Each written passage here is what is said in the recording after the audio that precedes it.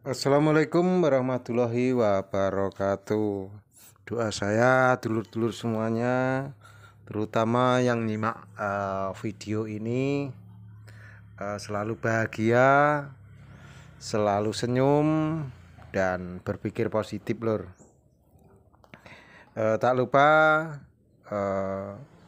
di-download, syukur-syukur kalau ada waktu komen, dan juga di-subscribe lur. Biar seduluran kita senantiasa terjaga, dan apabila ada pertanyaan silahkan kirim ke WA ataupun ke Instagram yang ada di nomor di deskripsi. Kalau bisa durasinya 3 menit. Kalau pakai HP ambil gambarnya miring lur, biar penuh layarnya. Jadi sambil di situ perkenalkan diri, pertanyaan seperti itu. Dulur, di sini saya ingin membahas 7 kesalahan petani porang ketika budidaya. Jadi ada 7 kesalahan petani porang ketika budidaya. Jadi ini elemen tingkat dasar untuk menjadi seorang petani. Walaupun jenengan sudah ada yang sudah bertani porang lama, bahkan sampai puluhan tahun, ada yang baru 1 musim jalan ini, ada juga yang sudah 5 tahun atau 3 tahun. Itu semuanya tujuannya sama, yaitu untuk hasil yang lebih baik dan memperbaiki ekonomi lor. Terutama cuma kalau yang sudah puluhan tahun sudah mengerti naik turunnya harga dan kapan lepas kapan tahan, seperti main saham lor. Dulur sebangsa setanah air, yang pertama yaitu melawan alam. Di melawan alam, istilahnya melawan alam itu yang bagaimana Pak Po? Melawan alam itu nandur ora kenal mongso. Jadi ketika kita tanam tidak masanya tumbuh, utawa umumnya kalau tanam porang itu kan labuhan dengan sendirinya, walaupun tidak kasih CPT, kasih obat perangsang. Ketika labuhan itu jelang musim hujan itu si bibit itu sudah mulai tumbuh sendiri. Itu secara alam. Jadi yang terbaik sesuai dengan alam. Karena saya uji coba bulan 7 kemarin tahun 2021 saya tanam dan saya sirami setiap hari, itu tumbuh. Tapi dari segi biaya dan tenaga berlipat ganda karena sepodo karo tanam padi di musim kemarau. Jadi biayanya ya lebih banyak gitu. Dan hasilnya tidak maksimal lor. Kenapa tidak maksimal? Karena cuaca, dia melawan cuaca panas yang tidak hanya ekstrim. Cuaca panas itu pun saya tanam, saya tutup pakai paranet lor. Jadi kita pakai paranet, tidak liar gitu, enggak. Saya tutup pakai paranet. Dan untuk hasil umbinya juga kurang maksimal, hasil kataknya apalagi. Itu kalau saya sendiri menyarankan minim resiko tanam labuhan aja, masa lembab itu. Yang kedua lor, yang kedua adalah elementer, masalah teknis.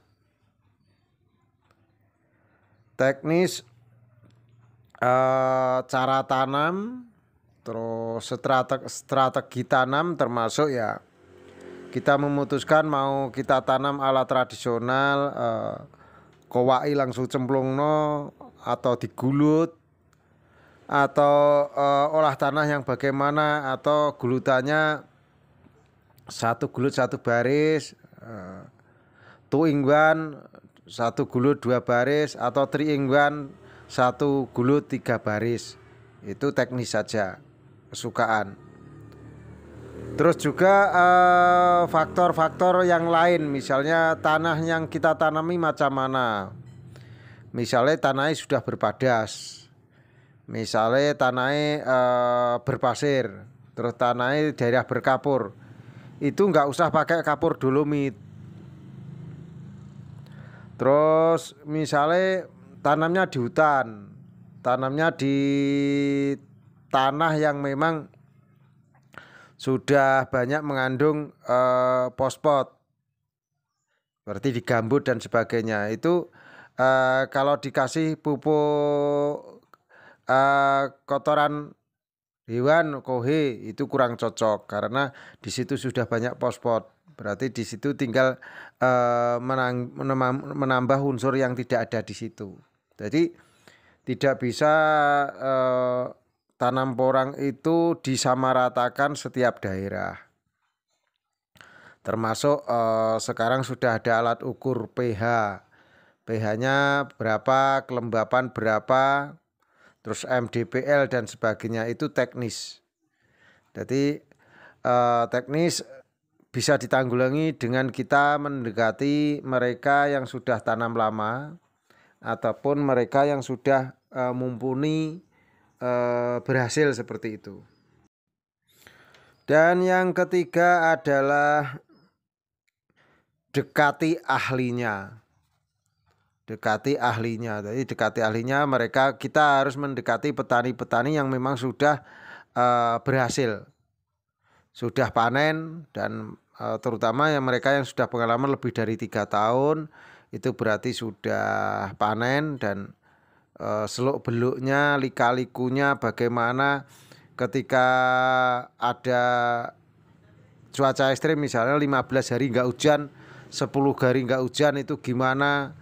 Kan untuk tahun ini banyak yang panik karena ada 15 hari, 20 hari di suatu tempat itu tidak hujan, sehingga porangnya itu loyo-loyo dan porangnya itu layu-layu dan porangnya itu banyak yang terbakar daunnya. Jadi perkembangannya tersendat juga.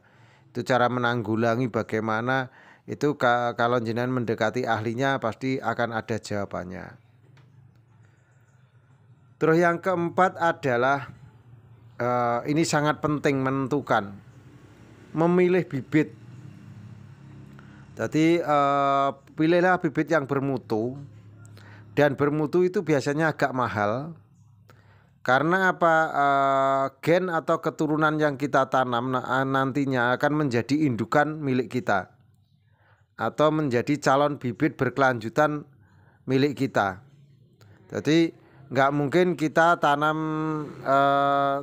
terus nggak memikirkan kelanjutan, kita tanam lagi lah. Itu karena nanti bibitnya untuk kita kembangkan lagi, otomatis karena tanam porang itu ketika kita sudah panen sekali, itu seterusnya sudah tidak beli bibit, kita akan memakai bibit kita. Makanya bibit kita sendiri. Makanya untuk bibit usahakan bibit yang bermutu. Jadi gunakan bibit yang bermutu. Entah itu jenengan menggunakan biji spora, menggunakan katak, menggunakan umbi, ataupun menggunakan polybag. Itu terserah, tapi usahakan mutunya yang bagus. Yang kelima yaitu kita harus mempelajari pasar, Lur. Karena apa? Saya sering mengatakan pasar. Pasar itu sangat menentukan ke depannya dalam usaha kita, terutama porang. Nanti jualnya kemana, siapa yang membeli, harganya berapa, terus harga paling bagus itu bulan berapa. Terus ketika kita panen itu kapan, itu harus diagendakan sebaik mungkin agar ketika pasar membutuhkan dan harga pasar bagus, kita baru jual gitu. Karena pasar itu nggak bisa ditebak, jadi harga porang itu nggak bisa ditebak, bisa naik, bisa turun, itu dengan banyak faktor. mungkin ketersediaan lebih banyak daripada permintaan. Bisa juga mungkin karena di tempat penampungan atau perusahaan ataupun pabrik ataupun pengrajin itu meluber atau overload atau per capacity, itu juga karena barang mereka banyak akhirnya juga diturunkan juga bisa. Atau mungkin karena cuaca lor, karena porang itu kalau dipanen ketika masih ada hujan biasanya itu rentan dengan busuk, rentan dengan jamur, itu juga berpengaruh karena bisa jadi seperti itu. Dan juga karena rendemen, karena faktor penyusutan dan faktor mutu barang karena penyusutan dan juga kotoran. Karena porang itu umbi dari dalam tanah, otomatis pasti ada kotorannya, kotoran dari tanah. Biasanya itu disiasati sama di dunia perdagangan itu dengan repaksi. Repaksi itu potongan persenan gitu, biasanya seperti itu. Makanya pasar sangat penting untuk kita ketahui sebagai dasar sebelum kita berusaha di porang. Walaupun kita kelasnya petani, kita harus mengetahui pasarnya. Terutama cari informasi sekarang eranya sudah luas. Cari informasi di Google, informasi di YouTube, informasi di IG gitu bisa.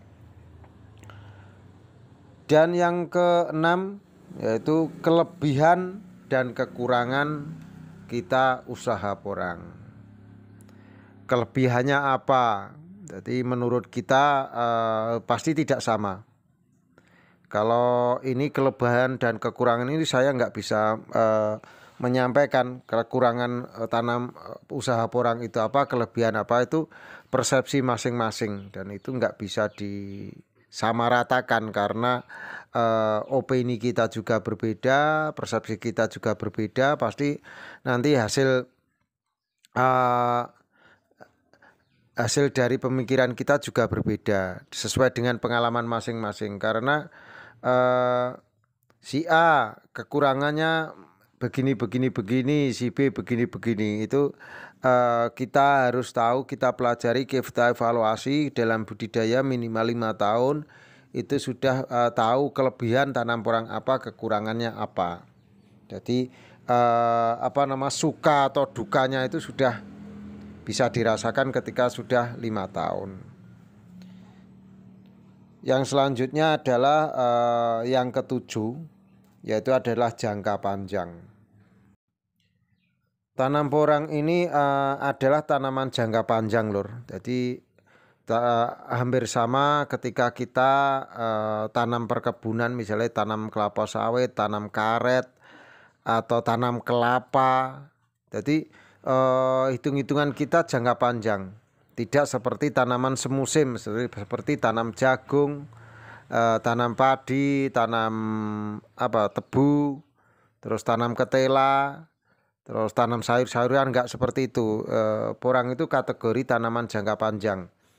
Makanya kalau tanaman jangka panjang, kenapa jangka panjang? Walaupun umurnya katakanlah 3 tahun sudah bisa dipanen, tetapi berkelanjutan. Jadi karena itu berkelanjutan maka bisa dikatakan tanam porang itu jangka panjang. Jadi kita evaluasi setahun pertama bagaimana, terus 3 tahun pertama bagaimana, 5 tahun pertama dan 7 tahun pertama.